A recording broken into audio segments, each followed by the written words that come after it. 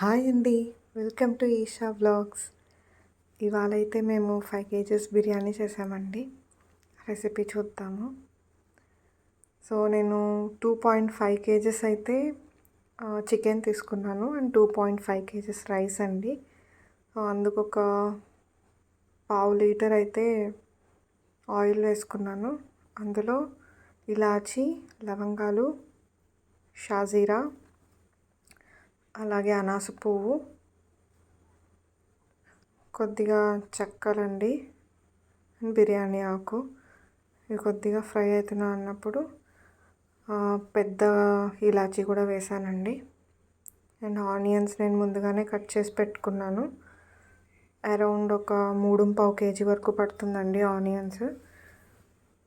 ఇవి చక్కగా dark brown colour రావాలండి. ఆనియన్స్ ఎప్పుడైనా ఎంత బాగా ఫ్రై అవుతాయో అంతే బాగా వస్తుందండి బిర్యానీ కలర్ కూడా. చూడండి ఎంత చక్కగా ఫ్రై అవుతున్నాయో. ఇవి ఇంకా బాగా కలర్ రావాలండి. ఈ పాయింట్ ఆఫ్ టైంలో అయితే మీకు ఆయిల్ కొద్దిగా ఎక్కువ అనిపిస్తుంది, బట్ ఇట్స్ ఓకే, అది సరిపోతుంది. మీకు అన్నం వేసిన తర్వాత అర్థమవుతుంది. చూసారా ఆయిల్లో ఎంత బాగా ఫ్రై అయిపోయాయో ఆనియన్స్ అంతా. కొద్దిగా ఆ వైట్స్ ఉన్నవి కూడా కొంచెం ఫ్రై అయిపోవాలండి. ఇప్పుడు అవి బాగా ఫ్రై అయ్యాక నేను ఒక 10 మిర్చి అయితే యాడ్ చేశాను, పచ్చిమిర్చి. ముందే నేను చికెన్ మ్యారినేట్ చేసి పెట్టుకున్నానండి. అందులో కూడా కొంత కారం వేసాను. సో నేను ఇక్కడ ఎక్కువ ఏం వేయట్లేదు, కారప్పొడి వేయట్లేదు. ఇది వచ్చి అల్లం వెల్లుల్లి ముద్దండి. 5 కేజీ బిర్యానీకి అయితే మీకు ఒక 200 గ్రామ్స్ అల్లం వెల్లుల్లి ముద్ద అయితే పడుతుంది.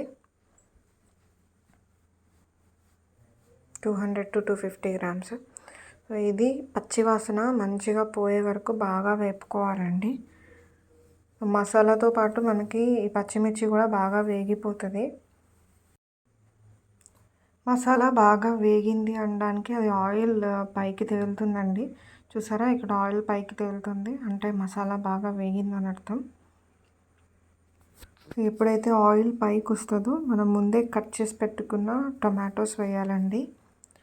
టొమాటోస్ అయితే నేను ఇక్కడ ఒక 300 గ్రామ్స్ వరకు అయితే వేస్తున్నాను. ఫస్ట్ అయితే ఇది మంచిగా కలిపేసుకోండి. అడుగంటుతున్నట్టు అనిపిస్తుందండి మీకు, ఎందుకంటే ఆ మసాలా బాగా ఫ్రై అవుతుందని అర్థం అడుగంటుతుంది అంటే.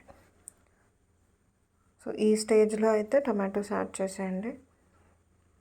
టొమాటోస్ వేసాక ఒకసారి మంచిగా కలుపుకొని మూత పెట్టి మగ్గించాలండి.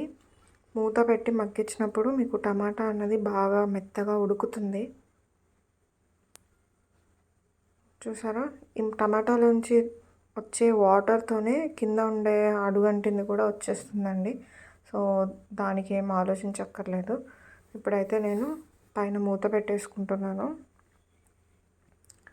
నేను 5 కేజీ బిర్యానీ దబర్లో చేస్తున్నానండి. సో ఎగ్జాక్ట్గా వస్తుంది. చూసారా ఎంత బాగా ఉడికిపోయిందో.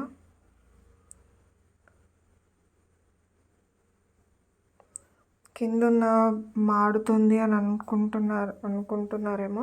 మీరు చికెన్ వేసిన తర్వాత అదంతా వచ్చేస్తుందండి, అదేమంతా ప్రాబ్లం కాదు. సో మీరు ఇక్కడ చూసినట్టయితే నేను చికెన్ తీసుకుంటున్నాను. చికెన్లో నేను కొద్దిగా ఉప్పు, పసుపు, గరం మసాలా, తగినంత కారం అండ్ అల్లం వెల్లుల్లి పేస్ట్ వేసి గంట ముందే మ్యారినేట్ చేసి పెట్టానండి. సో నేను ఆ ప్రాసెస్ అయితే ఇక్కడ చూపించట్లేదు. మ్యారినేట్ చేసిన చికెన్ని వేసేస్తున్నాను. మనం ఫ్రై చేసిన మసాలా అంతా చికెన్కి కోట్ అయ్యేలాగా చక్కగా కలుపుకోవాలి. చూడండి, బిర్యానీకి నాకైతే ఇలా పెద్ద పెద్ద పీసెసే ఇష్టం అండి. మీకు ఎలాంటి పీసెస్ ఇష్టం బిర్యానీలోకి కమెంట్ చేయండి. ముక్కలు ఇలా కదుపుతూ ఫ్రై చేసుకోవాలండి, మూత పెట్టుకుంటూ కాసేపు కదుపుతూ. సో ఇవన్నీ బాగా ఫ్రై అయిపోయాయి, వాటర్ అంతా మంచిగా రిలీజ్ అవుతుంది అన్నప్పుడు మీకు అర్థమవుతుంది చక్కగా అది పైకి తేలుతుంది వాటర్. చూసారా, మీకు ముక్కలు కూడా కలర్ మారడం స్టార్ట్ అయింది. అంటే ఆ పచ్చిదనం పోయి ఉడుకుతున్న ఇది కనిపిస్తుంది.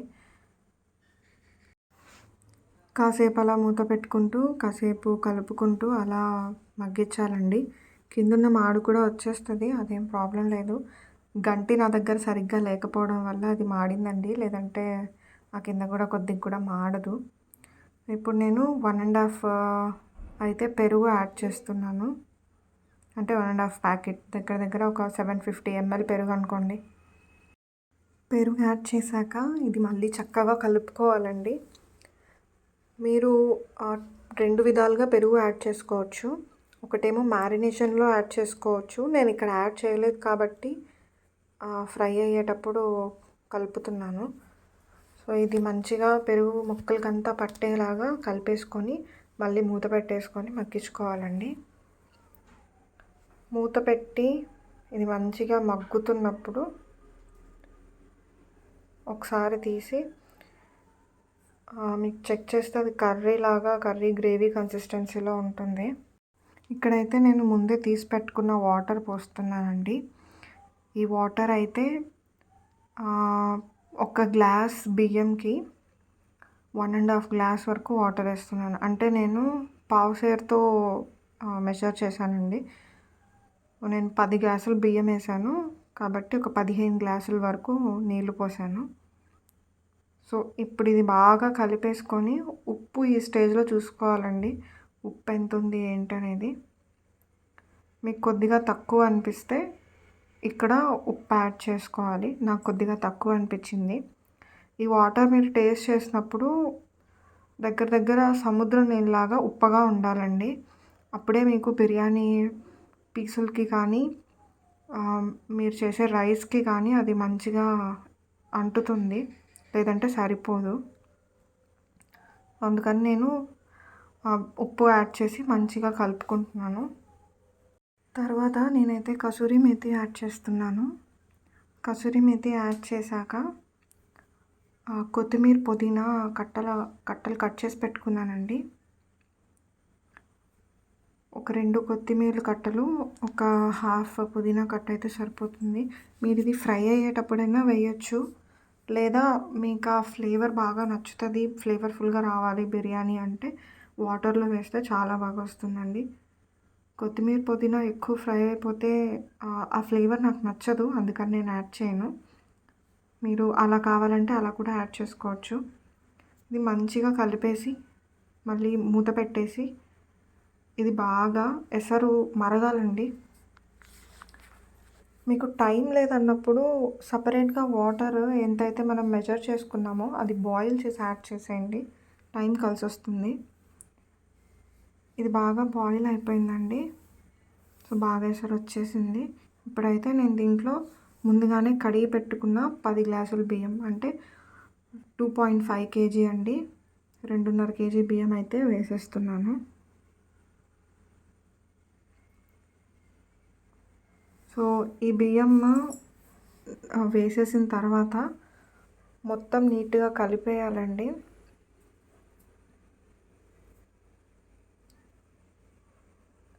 మీకు ఇంకా పెద్ద స్టవ్ అయితే సింగిల్ స్టవ్ ఉంటుంది కదా, అదైతే బాగా సెగ వస్తుందండి. ఇది నాది చిన్న స్టవ్, ఇంట్లో వాడే 2 బర్నర్ స్టవ్ అనమాట.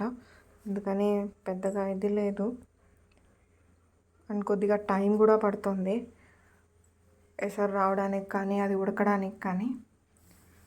మీరు పెద్ద స్టవ్ తెచ్చుకుంటే చక్కగా చేసుకోవచ్చు, లేదు మా ఇంట్లో చిన్న స్టవ్వే ఉంది చేసుకోలేమా అంటే చేసుకోవచ్చండి. కాకపోతే కొద్దిగా టైం పడుతుంది. మీరు అనుకున్న టైం కంటే కాస్త తొందరగా స్టార్ట్ చేసి చేసుకోండి. చూడండి, నేను బియ్యం వేసిన తర్వాత ఎక్కువ ఏం కలపట్లేదు, ముక్కలు పైకి కిందకి చేసేసి మళ్ళీ మూత పెట్టేస్తున్నాను. ఈ మూత పెట్టిన తర్వాత ఒక 20 minutesకి అయితే బిర్యానీ ఆల్మోస్ట్ వాటర్ పీల్చేస్తుందండి. చూసారా, రైస్ అంతా బాగా వాటర్ పీల్చేసింది అండ్ ముక్కలు కూడా బాగా మెత్తగా అయిపోయాయి.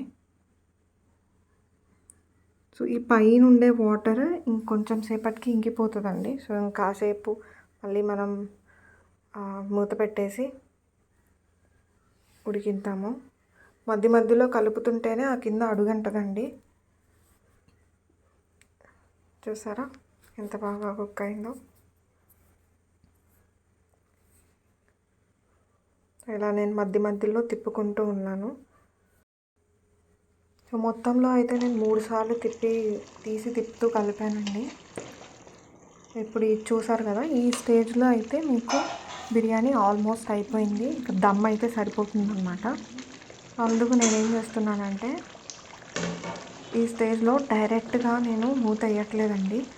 ఒక క్లాత్ని అయితే మంచిగా తడిపి తెచ్చుకున్నాను. మీరు ఇంట్లో ఉన్న ఏదో ఒక వేస్ట్ క్లాత్ లేదా మీ చీరనో నైటీనో ఏదో ఒకటి యూస్ చేయొచ్చండి.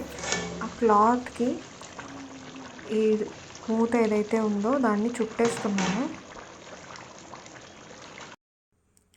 ఈ మూత పెట్టేలోపు నేను ముందుగా తీసుకున్న లెమన్ జ్యూస్ అయితే వేస్తున్నాను. నిమ్మకాయ రసం నేను పులుపు కోసం వేస్తున్నాను. మీరు పుల్లటి పెరుగు వాడారంటే నిమ్మకాయ వేయాల్సిన అవసరం లేదండి. నేను ఫ్రెష్ పెరుగు వేసాను కాబట్టి నేను నిమ్మకాయ వేస్తున్నాను. నిమ్మకాయ వేసిన తర్వాత నేను మళ్ళీ అన్నం మొత్తం కిందకి పైకి మొత్తం కదుపుతున్నానండి.